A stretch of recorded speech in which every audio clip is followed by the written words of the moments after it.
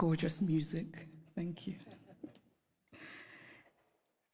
President of the Federal Republic of Germany, Dr. Steinmeier, Mayor of Berlin, Minister for Culture and Media, Dr. Monica Grütters, Director of the Humboldt Forum, Professor Dagalo, ladies and gentlemen, good afternoon. Actually, good morning-ish. It's almost afternoon.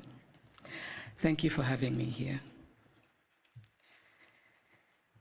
When I was researching my second novel, Half of a Yellow Sun, which is set during the Nigerian Biafran War that started in 1967, a woman told me a story about her elderly father.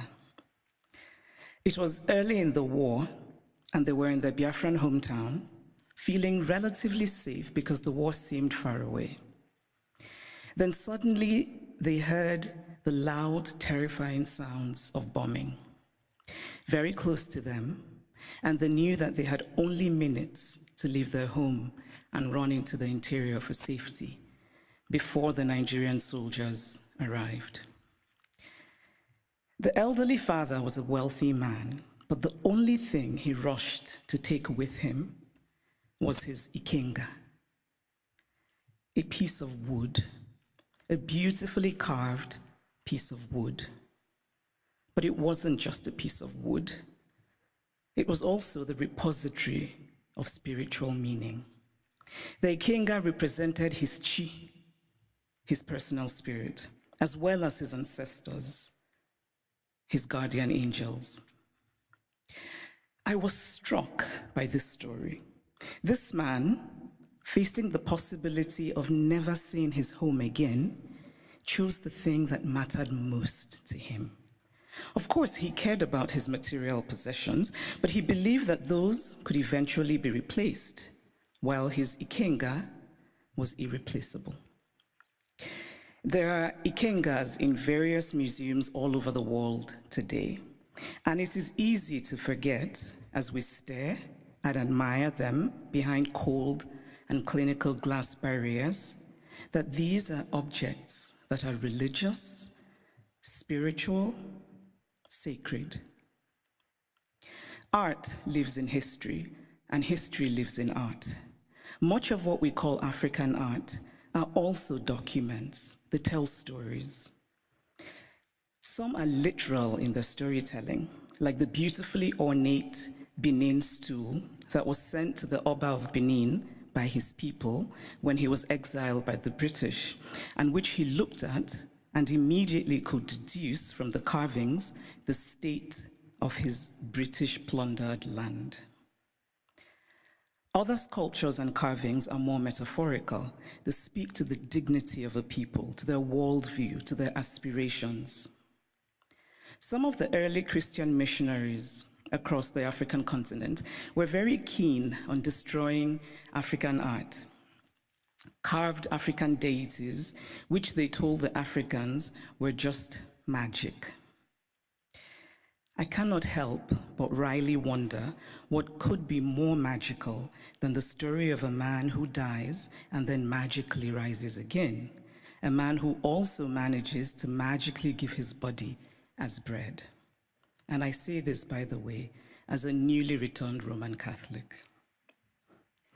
The point is that belief systems vary, and as long as they feed the spiritual needs of a people, they're valid.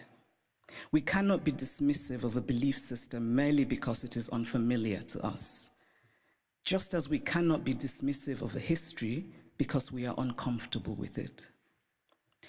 So I'd like to tell a small story about a Nigerian woman who's married to a Belgian and has lived in Belgium for many years. She said once that she was shocked that her son, while being taught Belgian history, was taught nothing about Congo. They teach my son in school that he must help the poor Africans, she said, but they don't teach him about what Belgium did in Congo. Now, if her son does not learn that the modern Congo state began 100 years ago as the personal property of a brutal Belgian king who was desperate to get wealthy from ivory and rubber, If her son does not learn that the hands of Congolese people were chopped off with rusty axes for not producing enough resources to meet a task, because we collectively acknowledge that it is so. It is not that Europe has denied its colonial history. That would be too crude. It is instead that Europe has developed a way of telling the story of its colonial history that ultimately seeks to erase that history. The former French Prime Minister, Nicolas Sarkozy, gave a now infamous speech in Senegal, in which he said, "I have not come to deny mistakes or crimes. Mistakes were made and crimes committed. But no one can ask of the generations of today to expiate this crime perpetrated by past generations." This is central to the story that Europe tells itself about its colonial history. It is a story that basically says, yes, colonialism happened, but. And whatever comes after the but is the focus of the story. What the focus on the but does is that it absolves. It frees Europe of responsibility, of a significant and traceable connection to the African present, and it allows Europe the glow of charity. But the truth is that the past does not merely tell us what happened yesterday, it also illuminates what happens today. If we acknowledge that present-day Europe is shaped by the Renaissance of 600 years ago, by the Enlightenment of 300 years ago, then surely we cannot say that what happened merely 100 years ago in Africa no longer matters. It matters. We are gathered today in this reconstructed palace, a beautiful place, but also a place that represents Germany's nostalgia for imperial times. When Kaiser William II lived here, German troops were killing children, women, and men in Southwest Africa. This building says that German history matters, even in a romanticized form. The history of Africa and Asia and Latin America must matter as well. We cannot pick and choose which histories and which points of view still matter, because to do this would be an ugly exercise of brute power. And speaking of power, here's a headline I just read in a German publication. The headline says, "Where do Africa's treasures belong?" Now imagine this headline differently. Imagine if it said, "Where do Germany's treasures belong?" It would be a redundant question, because of course, Germany's treasures belong in Germany. But the question would never even be asked, because there would be no circumstance in which it would be, because of power. And so it seems to me that what we are fundamentally grappling with in this space, in all of these questions about the Humboldt Forum, is power. Unequal power, how we navigate unequal power relations. And there's always been, to me, something shabby about unequal power relations. The victory feels colorless, almost unearned. So I spoke of Belgium and its colonial history, but what of Germany and its colonial history? Do school children here learn about Namibia, what was called the German Southwest Africa? Do school children know that 100,000 Herero people were murdered by the Germans? Do they know of the wells that were poisoned? Do they know of the women used as sex slaves and others as slaves in German camps? Do they know of the Nama people killed and of the Maji Maji revolt in German East Africa? And why should they know? Because to tell only one part of a story is essentially to lie. A story is true only when it is complete. Germany is Beethoven, and Germany is Bach, and Germany is also its colonial atrocities that have resulted in hundreds of African skulls being stored in the basement of museums here in Berlin, skulls of men whose spirits cannot be at rest, men who could well have been my great-grandfather had I happened to have been born in Eastern rather than Western Africa. It is only fair to fully own all of the stories of Germany. All countries have parts of their pasts that they're not proud of, that they would rather forget. But it takes courage to face those parts and bring in some light. And this is a time for courage. The courage to hear dissenting voices, such as those of the people who are outside right now protesting. They should be heard and included. They have valid concerns. The courage not merely to say, we take your criticism, but to follow it with action. The courage to say, we were wrong. The courage to say about art acquired illicitly, this is not ours. Tell us what to do with it. The courage to do provenance work and to actively use local knowledge. The courage to act and to act now and not become crippled by endless planning and endless talking. The courage to believe that it can be better.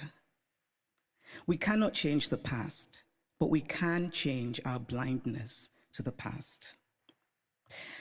And why, by the way, is the term ethnological used for art from certain parts of the world and not art for other parts of the world? And then in discussing some of this art that we term ethnological, and I would argue that the language itself already suggests a hierarchy of value, when we talk about this art that was stolen, we're told that they cannot be returned to Africa, for example, because Africans will not take good care of them. It is not merely condescending to say, I cannot return what I stole from you because you will not take good care of it. It is also lacking in basic logic. Since when has the basis of ownership been taking good care of what is owned? This position is paternalistic arrogance of the most stunning sort. It does not matter whether Africans or Asians or Latin Americans can take care of the art stolen from them. What matters is that it is theirs. The brilliant Nigerian artist Victor Hikameno put it much better than I could, and in very Nigerian terms. He says, if I come and steal your wrapper, and I say I won't give you back your wrapper because you will not tie it properly around your waist, or you will not wash it well, and so the colors will fade, or this or that, all are irrelevant. The wrapper is mine, and I can do with it what I will. Give me back my wrapper because it is mine. The metaphorical wrapper, for those of you who are befuddled by wrapper, it's a piece of cloth, should be returned for the reason that Hikameno illustrates, which is respecting the property of others, but also because Europe has defined itself as a place of certain values: progress, liberty, fraternity, tolerance, individual rights, and most of all, the rule of law. A nation that believes in the rule of law cannot possibly be debating whether to return stolen goods. It just returns them. And so if the dignity of those from whom the art was stolen does not matter, then surely this idea should matter, that Europe should be what it claims to be. Live up to the ideals with which you define yourself. I should pause here and note that sometimes these conversations run the risk of sounding like empty moralizing, or like asking for the impossible or the unrealistic, or insisting on an unattainable purity and perfection. Obviously, I don't think everything should be sent back to the countries from which they came. Not everything was stolen. But those things that are sacred, those things for whom people were killed, those things that have in them the stains of innocent blood, should be returned.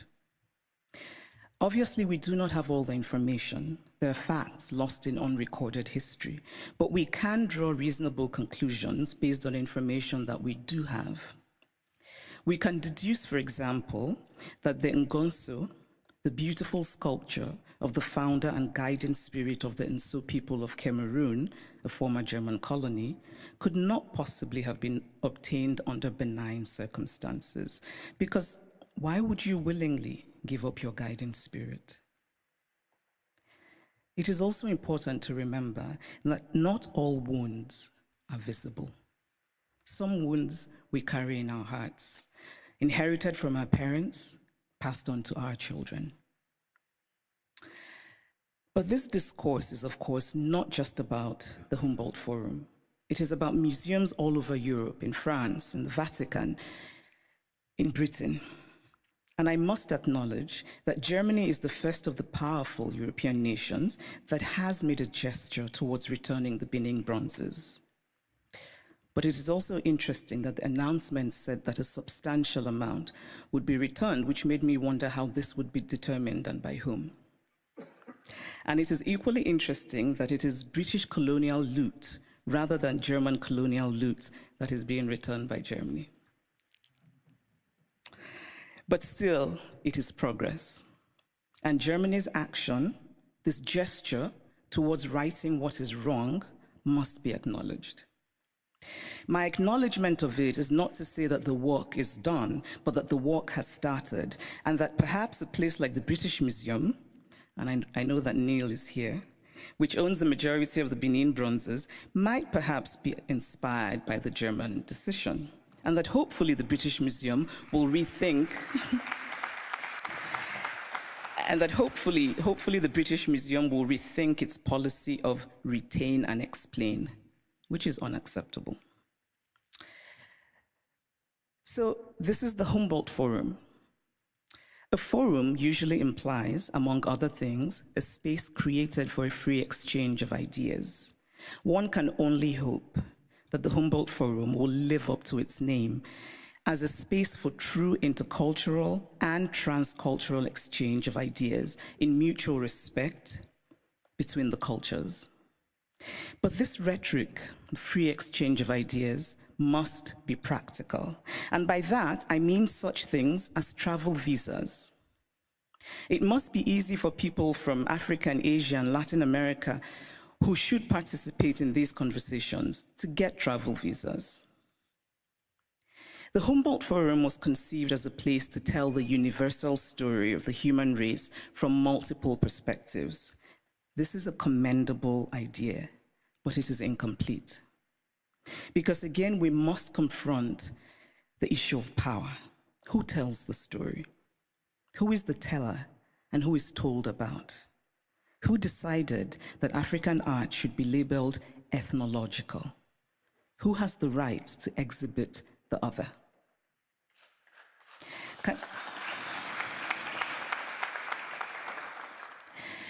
Can the Humboldt Forum be an opportunity? Can it become, among other things, a project of remembering, solemn, honest, mutual, and respectful? In conclusion, I want to say that I believe very much in dialogue. And I really believe that we can recreate the world by acting more courageously. To act with courage is to have concrete hope in a better future. We carve out a small space of the world, we shape and we reshape it, and in that way, small slice by small slice, we walk slowly, yes, but we walk on the path to real progress. Courage and hope are intertwined. Courage is an act of hope, and hope is born of courage. Acts of courage create hope, and there is nothing more essential to the human spirit than hope. So here's to courage. Thank you.